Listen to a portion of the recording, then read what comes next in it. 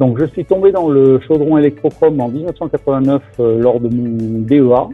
J'ai poursuivi ensuite dans ce domaine pour ma thèse et je suis rentré à Saint-Gobain en 1995 également dans ce domaine. Ensuite, en 2001, je suis parti en Allemagne pour lancer un pilote sur lequel nous avons fabriqué les premiers toits électrochromes pour l'industrie automobile.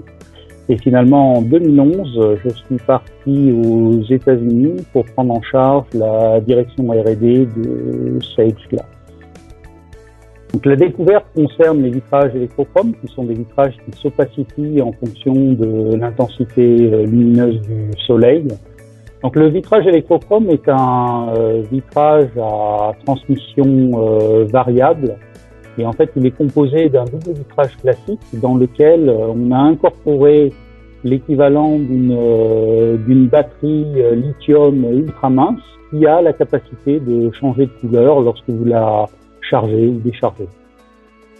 Donc cette batterie se charge et se décharge par l'application d'une tension ou d'un voltage de très faible intensité, quelques volts, qui suffisent à faire migrer les ions lithium et à changer le degré d'oxydation des différentes couches. Cette découverte a un impact sociétal très important puisqu'elle contribue au bien-être humain dans les bâtiments. Ces vitrages permettent d'apporter un confort à la fois visuel et thermique tout en permettant de maintenir la vue à l'extérieur. Bon, mon parcours international a été extrêmement positif, que ce soit en Allemagne ou aux États-Unis, à la fois d'un point de vue personnel, mais également professionnel. Être capable de s'adapter aux différentes cultures, travailler avec des gens d'horizons variés, a été extrêmement intéressant pour moi.